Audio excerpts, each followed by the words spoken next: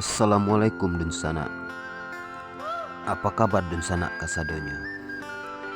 Pastinya kita kembali membahas informasi menarik seputar fakta unik, sejarah, budaya, tokoh, dan mitos tentang Minangkabau.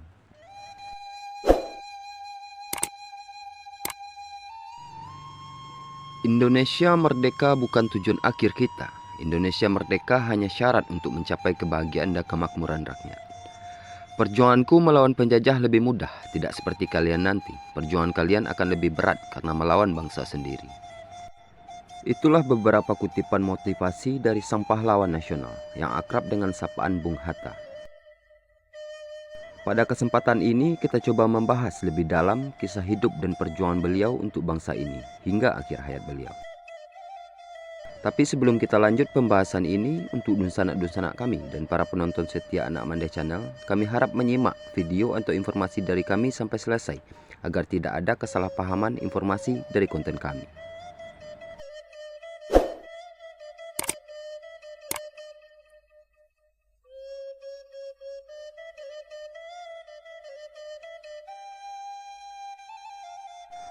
Dr. Andus Haji Muhammad Hatta adalah seorang tokoh perjuangan kemerdekaan Indonesia, pahlawan nasional, negarawan, dan ekonom Indonesia yang menjabat sebagai Wakil Presiden Indonesia pertama. Ia bersama Soekarno adalah proklamator kemerdekaan, memainkan peranan sentral dalam perjuangan kemerdekaan Indonesia dari penjajahan Belanda, sekaligus memproklamirkan pada 17 Agustus 1945. Hatta dikenal dengan komitmennya pada demokrasi. Ia mengeluarkan Maklumat 9 yang menjadi tonggak awal demokrasi Indonesia. Di bidang ekonomi, pemikiran dan sumbangsihnya terhadap perkembangan koperasi membuat ia dijuluki sebagai Bapak Koperasi.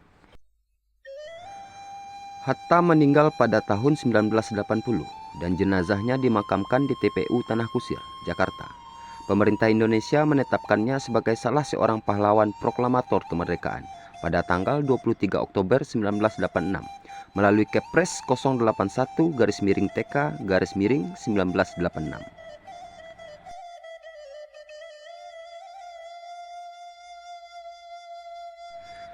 Namanya bersanding dengan Soekarno sebagai Dwi Tunggal dan disematkan pada Bandar Udara Internasional Soekarno-Hatta. Di Belanda namanya diabadikan sebagai nama jalan di kawasan perumahan Zuiderpolder, Haarlem.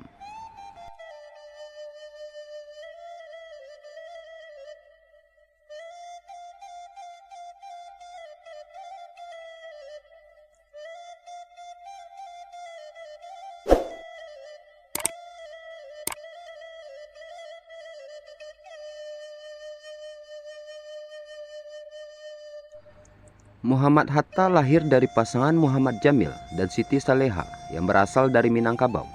Ayahnya merupakan seorang keturunan ulama Nasyabandiyah di Batu Hampar, dekat Payakumbuh, Sumatera Barat. Dan ibunya berasal dari keluarga pedagang di Bukit Tinggi.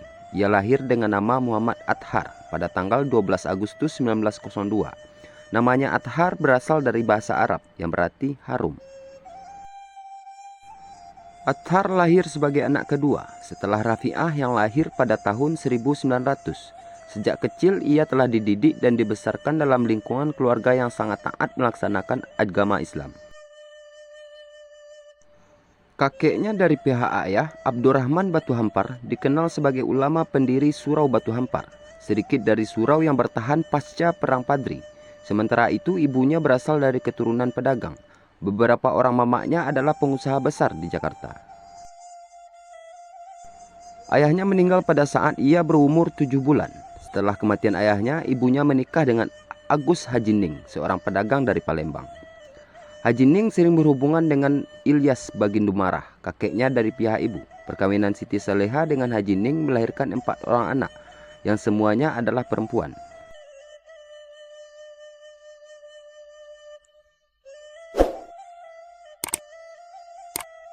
Riwayat pendidikan Muhammad Hatta.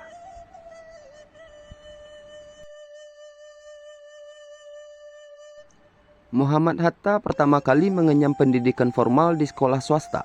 Setelah 6 bulan, ia pindah ke sekolah rakyat dan sekelas dengan Rafi'ah, kakaknya. Namun pelajarannya berhenti pada pertengahan semester kelas 3. Lalu ia pindah ke ELS di Padang kini SMA Negeri 1 Padang, sampai tahun 1913 dan melanjutkan ke Mulo sampai tahun 1917.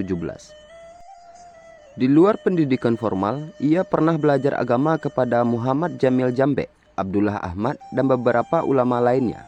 Selain keluarga, perdagangan mempengaruhi perhatian Hatta terhadap perekonomian.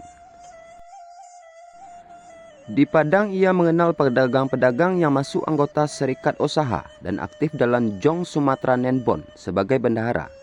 Kegiatannya ini tetap dilanjutkannya ketika ia bersekolah di Prince Henry School. Muhammad Hatta tetap menjadi bendahara di Jakarta. Kakeknya bermaksud akan ke Mekah dan pada kesempatan tersebut ia membawa Muhammad Hatta melanjutkan pelajaran di bidang agama, yakni ke Mesir, Al-Azhar. Ini dilakukan untuk meningkatkan kualitas surau di Batu Hampar yang memang sudah menurun sejak meninggalnya Abdurrahman. Namun hal ini diprotes dan mengusulkan pamannya Idris untuk menggantikannya. Menurut catatan Amrin Imran, Pak Gaeknya kecewa dan Syekh Arsyad pada akhirnya menyerahkan kepada Tuhan.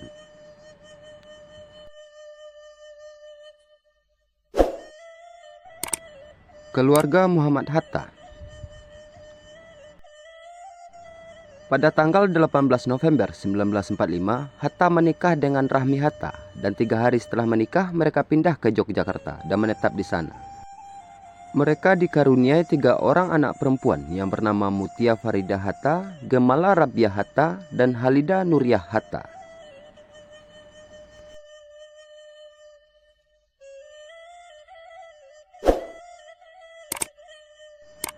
Perjuangan dan pergerakan Muhammad Hatta. Pergerakan politik ia mulai sewaktu bersekolah di Belanda pada tahun 1921 sampai 1932. Ia bersekolah di Handel Hogeschool. Kelak sekolah ini disebut Economische Hogeschool. Sekarang menjadi Universitas Erasmus Rotterdam. Selama bersekolah di sana, ia masuk organisasi sosial Indische Vereniging yang kemudian menjadi organisasi politik dengan adanya pengaruh Ki Hajar Dewantara, Cipto Mangunkusumo, dan Do Westdekker. Pada tahun 1923, Hatta menjadi bendahara dan mengasuh majalah Hindia Putra yang diganti nama menjadi Indonesia Merdeka.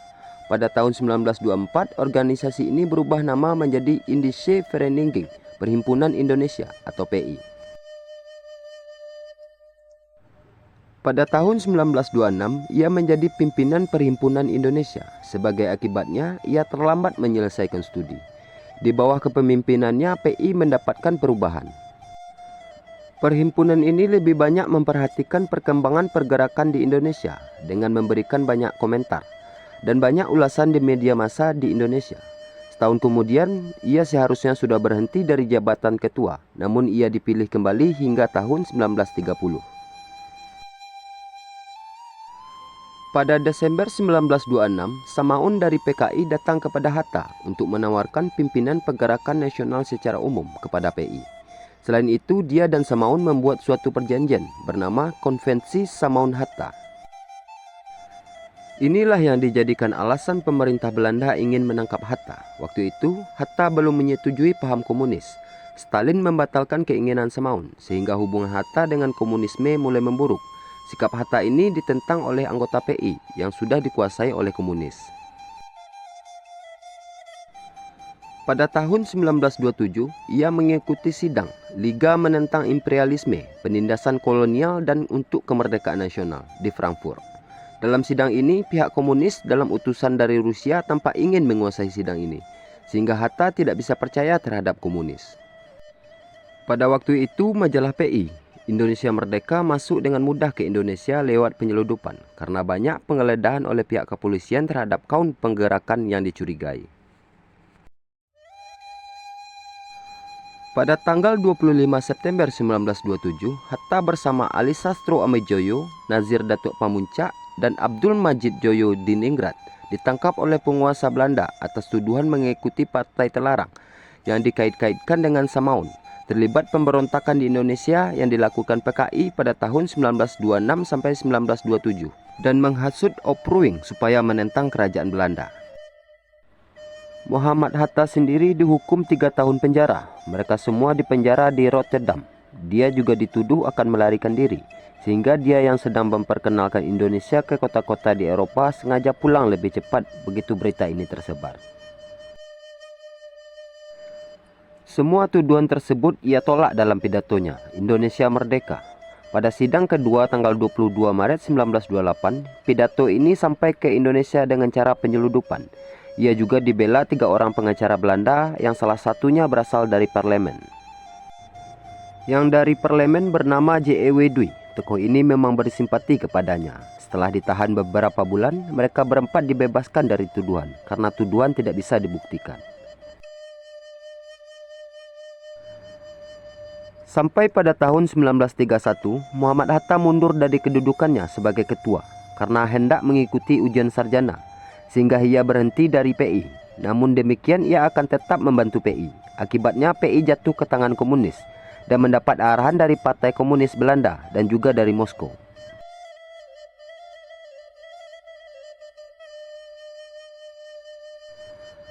Setelah tahun 1931, PI mengecam keras kebijakan Hatta dan mengeluarkannya dari organisasi ini. PI di Belanda mengecam sikap Hatta sebab ia bersama Soyadi mengkritik secara terbuka terhadap PI. Perhimpunan menahan sikap terhadap kedua orang ini. Pada Desember 1931, para pengikut Hatta segera membuat gerakan tandingan yang disebut Gerakan Merdeka, yang kemudian bernama Pendidikan Nasional Indonesia, yang kelak disebut PNI baru. Ini mendorong Hatta dan Syahrir yang pada saat itu sedang bersekolah di Belanda untuk mengambil langkah konkret untuk mempersiapkan kepemimpinan di sana. Hatta sendiri merasa perlu menyelesaikan studinya terlebih dahulu. Oleh karenanya, Syahrir terpaksa pulang untuk memimpin PNI. Kalau Hatta kembali pada 1932, diharapkan Syahrir dapat melanjutkan studinya.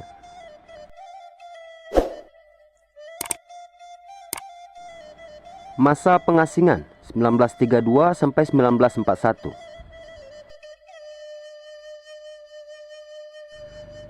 Sekembalinya Hatta dari Belanda, ia ditawarkan masuk kalangan sosialis merdeka untuk menjadi anggota parlemen Belanda dan menjadi perdebatan hangat di Indonesia pada saat itu. Pihak OSP mengirimnya telegram pada 6 Desember 1932 yang berisi kesediaan menerima pencalonan anggota parlemen. Ini dikarenakan ia berpendapat bahwa ia tidak setuju dengan orang Indonesia menjadi anggota parlemen Belanda. Sebenarnya ia menolak masuk dengan alasan ia perlu berada dan berjuang di Indonesia.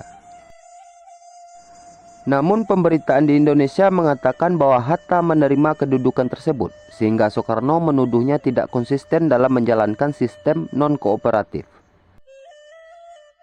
Setelah Hatta kembali dari Belanda, Syahrir tidak bisa ke Belanda karena keduanya keburu ditangkap Belanda pada 25 Februari 1934 dan dibuang ke Digul dan selanjutnya ke Bandar Naira.